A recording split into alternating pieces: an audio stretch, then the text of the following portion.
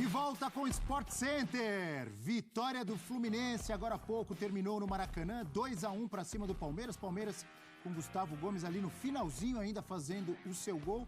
Os dois times poupando titulares ou escalando times considerados mistos, né? Já pensando na rodada do meio de semana da Libertadores da América, o Palmeiras recebendo o Atlético Mineiro e o Fluminense enfrentando o Argentino Júnior, André Donk. Pois é, né? O Fluminense até mantendo algumas peças a mais, né? O Fábio, que mais uma vez foi brilhante, Samuel Xavier, Marcelo, Arias e Cano foram os jogadores que seguiram em relação ao jogo da Libertadores. O Palmeiras só repetiu o Everton e o Gustavo Gomes. O Fluminense abre o placar rapidamente, né? Com um pênalti convertido pelo Arias, primeiro gol dele no Campeonato Brasileiro, numa boa jogada combinada entre ele e o Kennedy, que acabou sofrendo a penalidade. Depois do gol, o Palmeiras passou a ser superior, mas era um jogo que não empolgava tanto assim, né? De ambos os lados. Breno Lopes sendo o destaque positivo do Palmeiras, né? A gente está vendo ele aí sendo acionado pela esquerda, foi a peça que mais gerou perigo, né?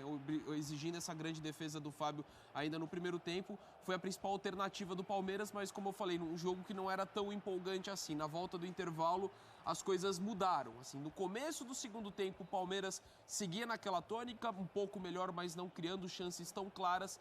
E aí, no momento que o Fluminense pouco fazia, num contra-ataque espetacular, mais uma vez, Arias e Kennedy combinando muito bem, né? O Kennedy fazendo uma jogadaça ali para cima do Gustavo Gomes e também do Marcos Rocha. A gente vai ver daqui a pouquinho o segundo gol. Mas era um jogo que o Palmeiras era superior, né? O Palmeiras incomodando do Fluminense na saída de bola, mas o Flu consegue sair dessa pressão para girar um lance de ataque. E aí depois do segundo gol do Fluminense, o duelo fica bem aberto, né? O Palmeiras se expondo bastante, mas também criando diversas oportunidades. Foi um final de jogo bem agitado, né? Bem movimentado, até teve a expulsão do Lelê por conta do segundo amarelo. Mas é um jogo que foi mudando ao longo do tempo, né? O Fluminense começa bem, abre o placar, depois o Palmeiras... E nasce o segundo gol, nessa roubada de bola o Jailson perde ali perto do meio de campo, né? Olha aí, ó. Bem destacado, Abel, o Jailson mal no lance, né? E aí, no espetacular que faz o Kennedy pra cima do Gustavo Gomes e do Marcos Rocha. Então depois o Palmeiras foi melhor, o Fluminense faz esse gol e deixa o jogo aberto, mas o Fluminense consegue a vitória. Muito bem o futebol carioca, hein? As 3 primeiras posições do campeonato. É verdade, pelo menos... Terminamos o sábado assim, né? Com Botafogo Exato. Em primeiro, Flamengo em segundo e Fluminense em terceiro. Os 3 ali na ponta. É óbvio que o Grêmio vai jogar amanhã. Se o Grêmio vence, ele vai a 33. Ele volta a ser o vice-líder. O Grêmio que vai jogar exatamente contra o outro carioca, que é o que está lá na parte de baixo da tabela, contra o Vasco, né? Amanhã o Grêmio, se vencer, ele reassume essa vice-liderança. Agora, num jogo como esse, em que tantos... jogadores que não vêm atuando, têm oportunidade, né? Palmeiras com muitas mudanças. No segundo tempo ainda entraram ali o Rony, o Gabriel Menino, enfim, o próprio Mike também, né? Uhum. Mas o jogador, por exemplo, Endrick, Jailson, Luan, já vi muitos palmeirenses cornetando mais uma vez o Luan, que acaba cometendo o pênalti, onde nasce o primeiro gol do Fluminense, e o Jailson que perde a bola quando começa a jogada do segundo gol do Fluminense. Além do Endrick, mais uma partida tímida, podemos dizer assim, André? Foi apagado. Assim, o Palmeiras até foi melhor numa parte grande da partida, né, como eu coloquei, mas não foi aquela coisa envolvente, né? Acho que talvez quem mais aproveitou a chance foi o Breno Lopes, assim, pelo primeiro tempo que fez, mas de resto dos Palmeiras. E os jogadores mais marcados com a torcida, né, você lembrou bem do Luan e do Jailson, acabaram comprometendo com erros diretos aos gols. Do lado do Fluminense, o John Kennedy, para mim, foi o cara que mais aproveitou, não só pela participação dos 2 gols, né, e um gol marcado, mas por conta de toda a entrega dele, voltando para marcar, correndo bastante. Acho que ele foi o cara que mais aproveitou essa oportunidade diante do Palmeiras. Vamos dar uma olhadinha nos números do jogo? Para a gente analisar e falar um pouco mais desse Fluminense e Palmeiras, vitória do Tricolor das Laranjeiras por 2-1. Dinizismo deu o recado, amigo André. Números de Fluminense, 2-1 para cima do Palmeiras. Posse de bola, olha, se a gente analisando e pensando como atua o Fluminense, até que não foi tão superior assim, né? Se a gente analisar a média do Fluminense, de qualquer maneira, 55%. E aí, mais passes certos, chutes, olha, o Palmeiras muito mais, 18. Mas, no alvo, chute certo, 5 para cada lado, também equilíbrio nas grandes chances e muito mais escanteios para o Palmeiras, André. E vamos lembrar de 2 aspectos, né? O Palmeiras vinha numa grande fase de 3 vitórias seguidas, o que não acontecia havia quase 2 meses, desde o começo de junho. Então, era um Palmeiras embalado, só que aí pesou muito a questão que tem sido debatida ao longo dessa temporada, que a torcida questionou bastante, né? A diretoria, a questão de reforços. Eu admito que eu mesmo também imaginava que o Palmeiras, com as peças que tem, que vem da base, estaria conseguindo conciliar melhor essa situação. Hoje ficou nítido como está difícil em relação a isso, até porque o Fluminense também estava com um time bastante alternativo, né? Menos que o Palmeiras, mas ficou nítida a diferença da equipe titular do Palmeiras para os reservas. O torcedor do Palmeiras que reclama, que pede reforços, que pede contratações, ele exagera ou ele tem razão? E nesse tipo de jogo, quando o time tem que usar vários jogadores não considerados titulares ou reservas, vamos dizer assim, isso fica ainda mais evidenciado? O que você acha? Eu acho que fica mais evidenciado, sim, porque você está falando de um time que tem se notabilizado por ganhar títulos, seja mata-mata ou pontos corridos. Só um pouco que incomoda às vezes, para mim, é quando fala de Libertadores virou obsessão, como se não fosse o Palmeiras extremamente vencedor. Mas é a cabeça do torcedor, é mais passional, você vai entender nesse aspecto. Mas na questão de cobrança de reforços, a necessidade para você manter o alto nível disputando diferentes competições, para mim procede sim a reclamação do torcedor nesse sentido. Você destacou agora há pouco a atuação do John Kennedy, então vamos dar uma olhadinha também em alguns números. A atuação do jogador atacante do Fluminense, reserva de luxo. Olha aí os números do John Kennedy. No jogo de hoje atuou 74 minutos, fez 1 gol, 2 chutes, um deles certo, 1 chance criada, 2 dribles certos e 3 faltas sofridas. De muita movimentação, né? Com o Cano jogando ao lado dele, o cara podendo se movimentar bastante e não, como eu falei, né? Antes, repito, não foi só pelos gols, mas toda a movimentação que ele gerou no time do Fluminense, que no começo não teve tantas oportunidades, né? Para abrir o placar justamente na penalidade. O segundo gol sai de uma belíssima roubada de bola, um lance combinando os 2 jogadores, em um segundo tempo que o Fluminense não vinha criando tanto assim. Então, assim, o contexto da partida ainda faz prevalecer essa atuação do John Kennedy. A gente fala muito também dos jogadores da base do Palmeiras. Eu citei o Hendrick agora há pouco, mas o John estava em campo, o Luiz Guilherme também. O Palmeiras tem apostado nas suas categorias de base, tem dado certo. Gabriel Menino entrou no segundo tempo, mas Danilo passou por ali, Gabriel Menino, Patrick de Paula. Essa nova leva ainda está devendo? Ainda assim, não conseguiu repetir talvez o padrão do Palmeiras que a gente se acostumou. Mas também o Palmeiras tem apostado muito neles. Você vê a quantidade de jogadores que têm sido inseridos e muitos deles com qualidade. Por exemplo, o próprio John, acho que tem entrado muito bem na equipe do Palmeiras. Hoje não foi tão bem assim, mas no geral o saldo é muito positivo. Eu esqueci de citar o Vanderlan. Também, o Vanderlan foi titular hoje porque o Piquerez também não jogou. Exatamente. Então tem alguns que têm jogado bem, mas ainda carece de reforço. Até para esses jogadores serem inseridos de uma forma até mais natural. Mas eu vou até reforçar aqui o que eu falei antes, assim, o que eu imaginava no começo da temporada.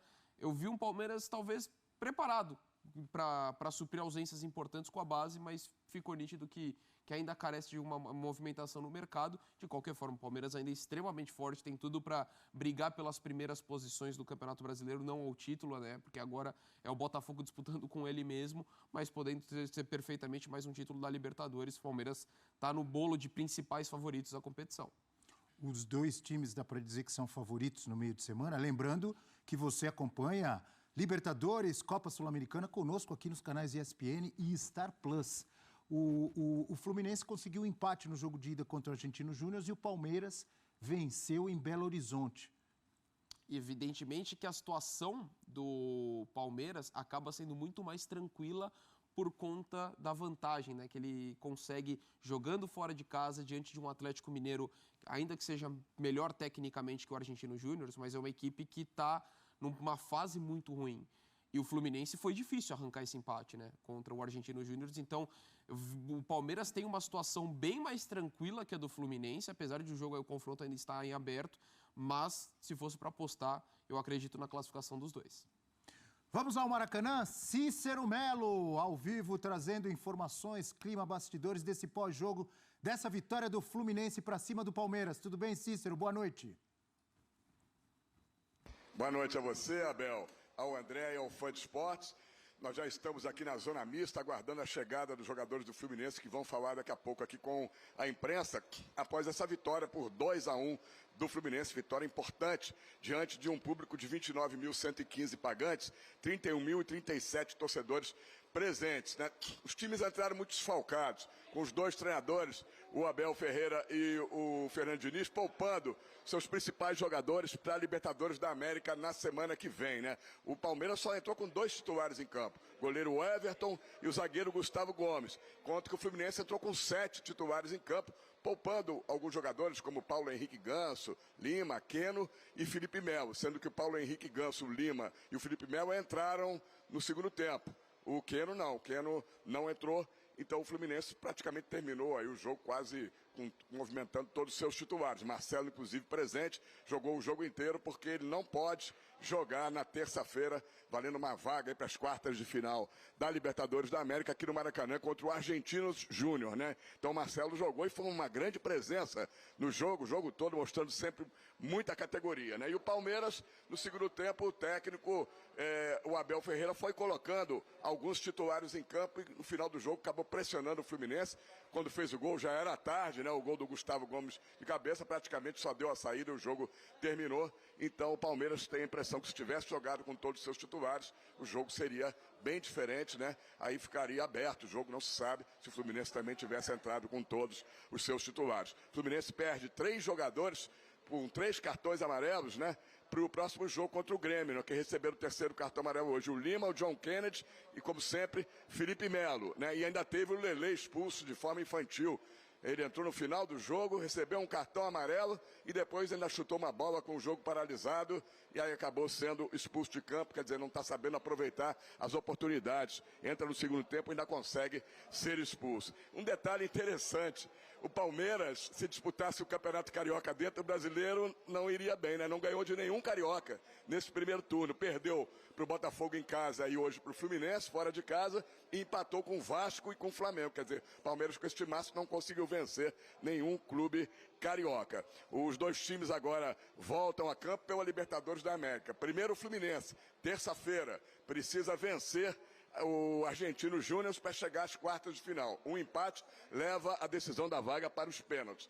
E o Palmeiras, na quarta-feira, enfrenta o Palmeiras no Allianz Parque, com a vantagem no empate, já que venceu em Belo Horizonte. Pelo Campeonato Brasileiro, os dois times voltam a jogar na 19ª rodada. Primeiro o Fluminense, está na Arena do Grêmio, né, domingo, às 4 da tarde, o Palmeiras jogando na segunda-feira no Allianz Parque, às 7 da noite, contra a equipe do Cruzeiro. Foi um jogo movimentado, no primeiro tempo meio fraco, o segundo foi melhor.